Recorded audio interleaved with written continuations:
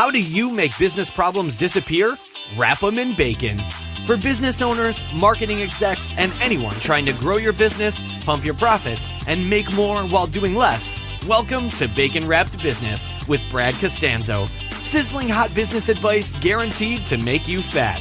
Profits? Every week our chefs will serve you proven recipes for ramping up your revenue. Now here's your host, Brad Costanzo. Hey, welcome back to the kitchen. This is Brad Costanzo, and today we're cooking up some amazing business strategy, and I've got some awesome advice, including my guest, who is one of the most knowledgeable, talented marketing minds out there that I've run across. I've known him for years, and he agreed to be a guest on the show today. The topic we're going to cover today is, or it should be, at the heart of every business owner's mind and strategy. Far too often, as business owners, we get caught up in just developing new clients or new customers and getting them in the door and how many new customers can we get. And then we forget about the rest of the process. We forget about the entire sales funnel, the experience. We forget about what the potential lifetime value of a customer is. And the reason that's important is because when you know that you have the ability to optimize the amount of money that a customer spends with you and increase that over time, it increases your ability to do so many more things on the front end. If you can outspend your competition on the front end, you can dominate any market you're in. And the way you do that is by looking at your business holistically, all the way in from the first time a customer gets to you to the last dollar they spend, and getting them to spend more and more often. It just so happens that today my guest is Tom Collins, and Tom is on the other line. I'm going to bring him in just a second. Tom is an expert at this entire process. In fact, he used to be the vice president for about a decade and a half of one of the largest direct response and information marketing companies in the country. He's been behind the scenes of some of the biggest household names, information gurus from various different fields, and he has seen what very few people have seen under the hood, behind the scenes, and has tremendous value to share. I'm going to bring him on right now. Tom, are you there? Hey, Brad. Yeah, I'm here.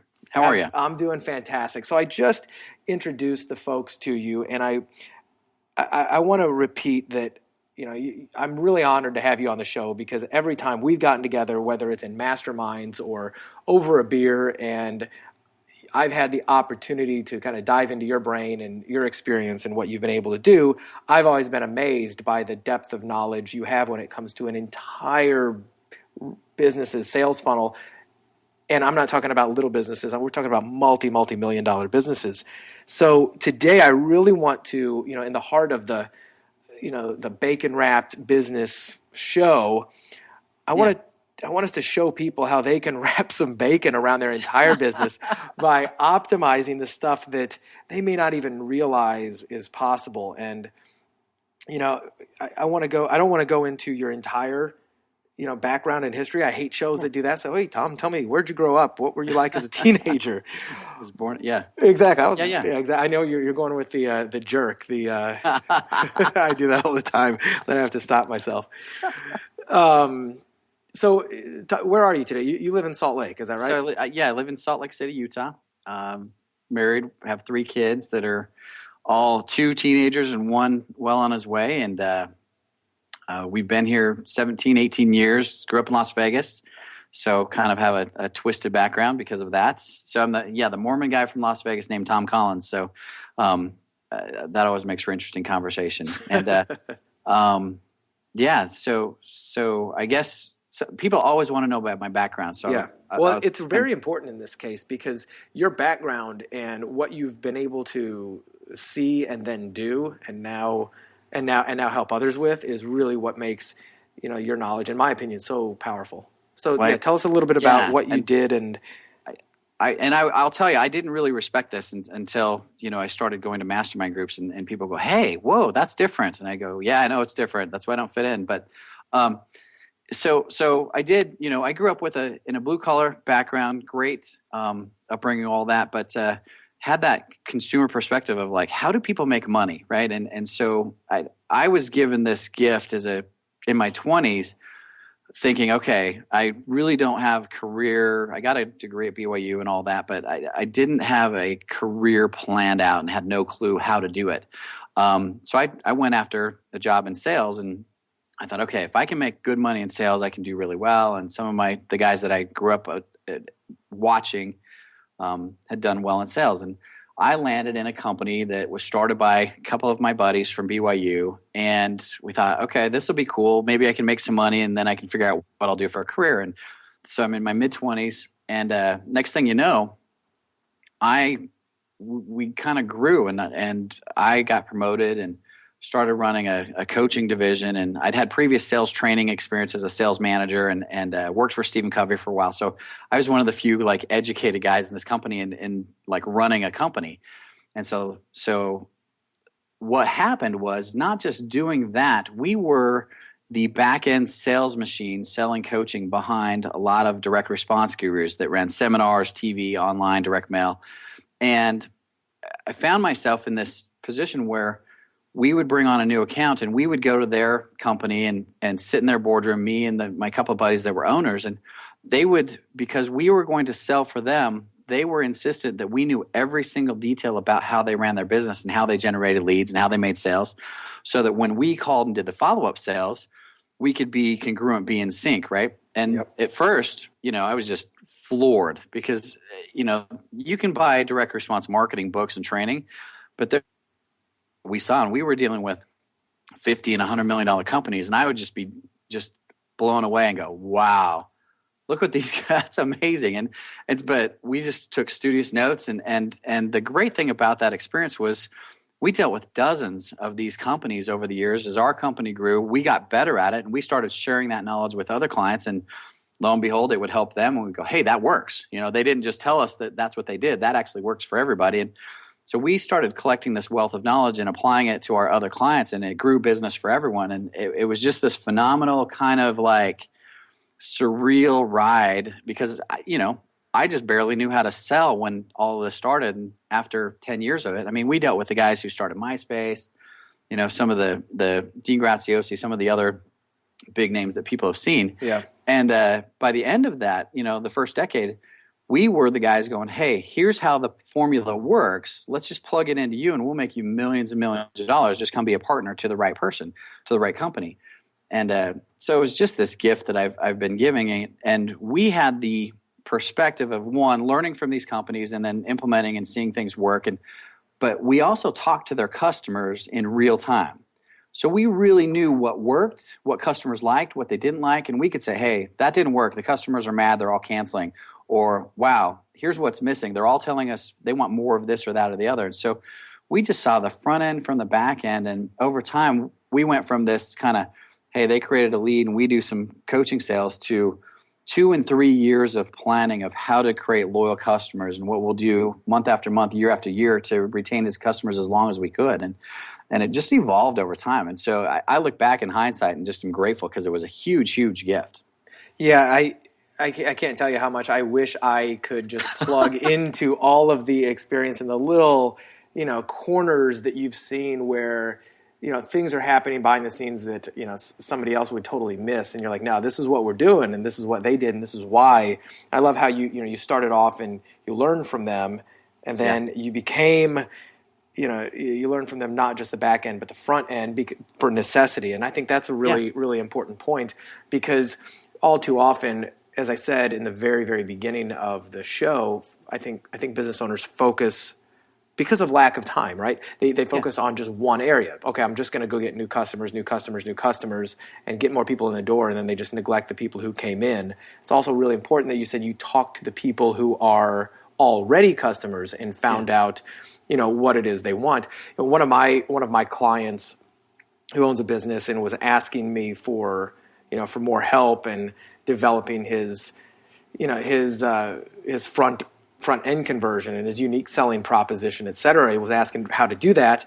And it was a really simple question. I said, how often do you pick up the phone and call your customers and find out, why did you buy from me? What did you like most? What did you like least? What would you recommend? Just get in conversations with them. And number one, it'll do amazing because people aren't used to that. But number two, the amount of information you'll dig up and you'll be able to provide on the front end is, it's also powerful. Actually, some of my best sales copy that I've written for either myself or my clients has come from immediately after, like in an online business, if they purchased a product, is immediately a 2-question survey. I'd usually ask them, hey, real quick question before you log into this software that you just purchased.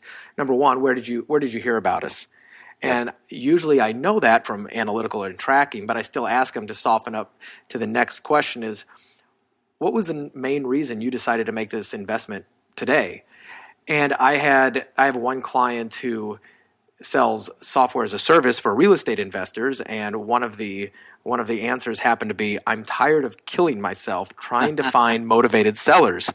So I was like, that's great language pattern. I'm going to simply turn that around, and we used it on in an email copy and on a squeeze page. Tired of killing yourself trying to find motivated sellers?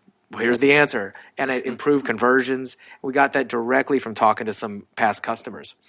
Well, you just took the conversation that was in their head and realized that there was a lot of other people with that same feeling, right? Absolutely. And now, that's awesome. Those are great questions, by the way. Oh, yeah, and they work tremendously well. So a lot of folks listening to this may or may not be really familiar with the term a sales funnel. Hopefully they are, but a sales funnel really is getting somebody in the door with oftentimes just whether it's something free or a front-end product, and get them taking the small steps to spending money with you and then selling them more and more often and through the doors. And that's, the sales funnel is really one of the areas that you're a master of.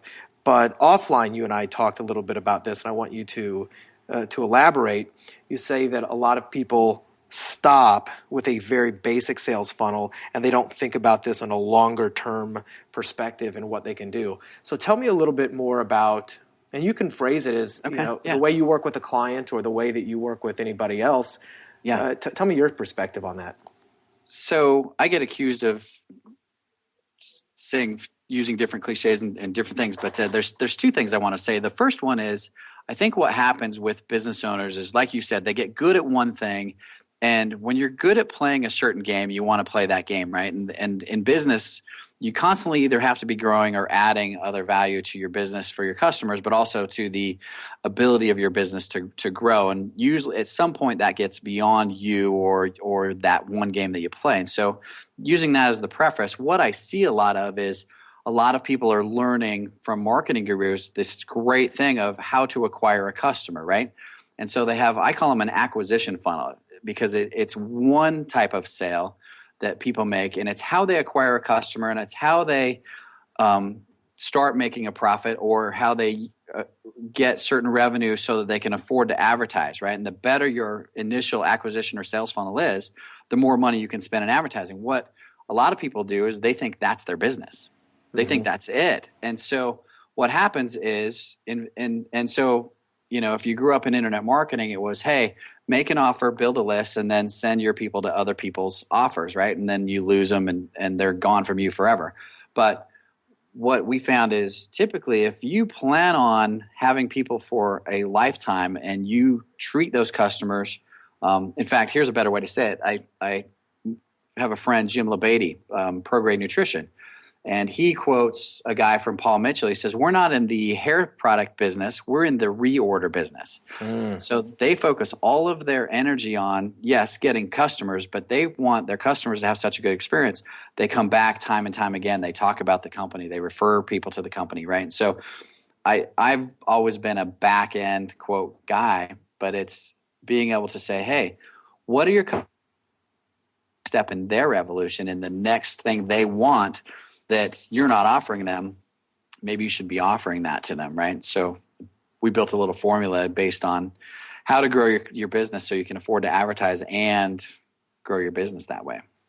Yeah, that's fantastic. There's I forget where I heard this. I wish I had created this saying because I love it and I've used it a lot. But and I believe it's very, very true that never in history has it been harder to get somebody to spend their first dollar with you.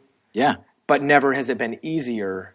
Yeah. And more important to get them to spend time and time again and to buy again from you. And, that's right. And it's that reorder process, and it's whether they're reordering the same thing or they're ordering more or more expensive products and more of a different thing. But the front end acquisition is where a lot of that gets put into place. But yeah, they just stop there. So whether you're selling, you want them to buy of your product line, or if you want them to order continuity forever, or send them into a coaching, or sell life insurance to them 3 steps down the road, or whatever you're selling. But it's understanding that. So there's 2 things that I see. Is I see a lot of people that they abuse their customer in the first that acquisition funnel. So the customer never wants to buy from them again because they feel a little used, a little manipulated. And the other is they do a good job acquiring the customer, and then they never do anything with them again, So, okay, well, can I share a story with you? Oh, please do. So I have a friend here in Salt Lake City, made their big first hit in information marketing, selling. Well, he's a podcasting company, blogger, and Jeremy Franson's his name, and came to me and said, "Hey, you know what? We want to start doing paid traffic and advertising. I know you do that. I don't think I want to be as aggressive as you guys are. We're not into, really aggressive selling. Do you have some ideas?" And so we sat down, and basically I showed him a plan. And what we did is we said, "Hey, you have X number of customers. What else do you offer them?" Nothing. Well, so we asked them, and you've seen this in a million other places, but we just asked them, what would you guys want if we offered any more product? They wanted a couple of things. He built those products, and they sold them. And they both, the first 2 times they did this, they had such overwhelming response. They sold out. They put a limit on how many they'd sell, and they sold out both times like in an hour or 2. Oh, wow. And they were hitting themselves on the head going, why didn't we offer more people? No kidding. But they literally went from 6 figures, mid 6 figures, to a couple $1 million. And they still do not have paid traffic, they do now, but they didn't at the time during that lift. And all they do is they just ask their customers, "Hey, what do you want to hear from us? Here's what other people like. Do you want the same thing?" "Yes." "Great." And they let people from them, and they've made literally double, triple their money from it. And as they've gone into paid traffic, it's just been a really easy thing, because now they have more than enough money to advertise. And, that's everybody's big pain is, I don't have enough money to advertise. Where do I do that? And these guys don't have that problem anymore. Right. And, that's one of the funniest things. So many people talk about, I need more capital in my business. I need more, I need more money to do X, Y, Z. Well, money is almost always, back up, a lot of them end up going out and raising money from friends, family, venture capital, credit cards, where money is really a function of you don't have enough sales, because if you did, money wouldn't be a problem, and people don't see where all the possibilities for sales are throughout the entire line. They just believe it's very linear, and it's not. Sales are hiding in all types of nooks and crannies, and there's that's one of the things I do for a living. One of the things you do is we find those hidden pockets of profit that can be optimized, and then it can literally change the future of a business. Tom, a few minutes ago, though, before you got into your story, you said something, and I'd love for you to extrapolate on that. You said sometimes people abuse a customer when they first come in the door. Yeah. Can you explain what you mean by that, and maybe any examples of how customers are getting abused and the business owner doesn't even know they're doing it? So what I've seen is, and we saw it originally just on the back end, and we just started talking to customers going, "Hey, do you want to buy more?" And they're like, "No, I hate that person. They sold me what I want." And this is the typical language that I hear. "I wanted to get the thing, and when I got there, they showed me these other things that if I'd have known about them in the first place, I'd have just bought them anyway. But what I'm really ticked off about is the manipulative way they sold me. I really wanted the products, so I bought them, but I refused to do business with them anymore because they were using manipulative tricks instead of just presenting value and offer." Right? Does that make sense? It makes perfect sense. And by the way, that's one of the You know, Guys they don't know they're cheating themselves when they use manipulative tricks like that. right. Yeah. And from what I've seen, like I mentioned earlier, it's never been harder to get that front end customer, right? And sometimes you feel as though, when I say you, I think I don't mean you, but Everyone. sometimes people feel as though they need to pull out every trick in the bag in order to get that first dollar out of somebody's pocket. Whereas the reason I believe it's the hardest time to sell to get that first dollar out of somebody is the internet, social media, and the ability for people to, before they buy, they Google you. And if they find there's message boards, there's forums, there's negative comments, and no longer can you hide behind poor service or manipulative sales practices, because the consumer now has a voice like they never have had before. So it creates the need to be as authentic and forthcoming as possible on the front end, even to the detriment of front end sales. Because you might get a few more customers in the door, but if you do it in a way that sours them, not only are they going to ruin your reputation up front, but they won't do the most important thing in business, is reorder and buy more. So that's why it's so important to be authentic and give so much value up front, and then optimize that process to reorder. Yeah, so absolutely. You told me earlier that you have a magic trick that you wanted to share, and you started to tell me a little bit about it. And I was like, no, save this for the show. So tell me about your own little bacon wrap magic. Okay, so the magic, we kind of shared it with sharing Jeremy's story, and that is, if you have customers already, and you can survey using your survey, I think is an excellent way to do it. There's a dozen other ways to skin it, right? The magic trick is to your customers and ask them, hey, what's missing? What do you wish you were getting? And so here's the thing. Here's the writer downer, right? Mm-hmm. So when your customers complain to you, turn it around on it. One, talk to them and say, hey, what could we have done better? And you're going to hear this phrase, and it's called I wish. I wish you guys, or wish your company X. And just make notes on that. And when you see a repeating pattern, you have a clue. Also, when you survey them and say, hey, what do you want more? They're going to tell you that. And then, oh gosh, my mind just blew on the third one. But there's a third one that I will remember in the thing. But they're going to tell you so the third one is, when people leave you and they go buy from somebody else, pay attention to what they bought. And that's the hardest one. You usually hear that in the conversations or the survey. They say, well, you didn't offer me this, so I went and bought it from, Target didn't offer this, so I went to Walmart to get it, is how you'll hear that language. And if you listen to your most ticked off customers and your best buyers, they'll give you the best intelligence. So take that information, turn it around, package it up into a valuable offer, and offer it to your customers. And now you have new revenue at a better product margin because you don't have to acquire any new customers. And it's really, really that simple. And so that's where, Jeremy kind of twisted. He said, dude, you got to go share this. And so I set up a little free training. It's called the 3X, 2X. It's basically what you do is use this little model to take your current business, double it by offering some back-end things right down the lines of what people are wishing for. I wish you'd offer me this.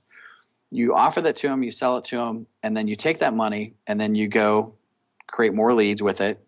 Every new lead, now you have the back-end system, so you'll double those down, and you can literally triple or quadruple your business lead flow and have plenty of money because now you have a back-end and now you have money for more leads, and since you have money for more leads, you get more back end, right? It feeds on itself to a natural ceiling. So, whatever your appetite for customer acquisition is. Now look at the bacon wrapped around that. That's what I'm talking about. So, that is exactly at the heart of the matter. Like, it's so simple. It's so obvious. It's sitting under people's nose, and they completely, most people completely miss that. And it can be revolutionary. And like you said, you can continue to do it.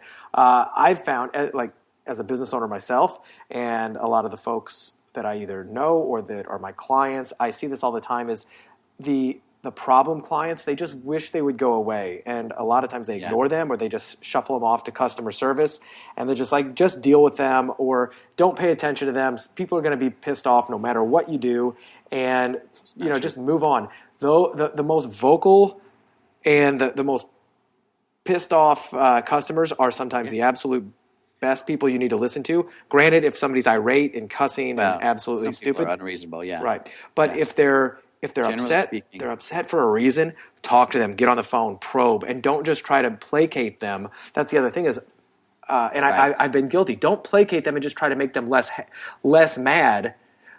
Find out deep down what can they want, because if they're passionate enough to tell you this, they're passionate enough about the product or the solution that they need in order to tell you how to better provide it. And what's interesting is, about a third of the time, they're actually a little more passionate about your product or service than you are, and they're disappointed that you weren't delivering all of the passion and service they wanted. I loved that front end, but I'm so disappointed that you didn't offer me the whole this, that, and the other, right? Mm-hmm. It's the whole T. Harv Eker camera selling story. You only sold me a camera, but I was going on a cruise ship. Why didn't you sell me the batteries and the case and all the other stuff? Now I'm really mad at you that you didn't offer me those things. Exactly. It turns things on its head. Yeah. So recapping those, what's missing? Yeah. The three questions. What's missing? What was the other second one? So what do you wish? So what do you wish? Is I wish. I wish you offered me this. I wish it didn't have this, or I'm buying this other thing from somebody else, right? Okay, so how would you phrase that? I guarantee there's somebody out there right now who has customers and they're thinking, I'm going to get on the phone right now. If they called up their 10 best customers or any customers, what would you tell them to say verbatim? What do you wish we did better or more? What could we do better and offer more? What do you wish? And they'll say, I wish you did X.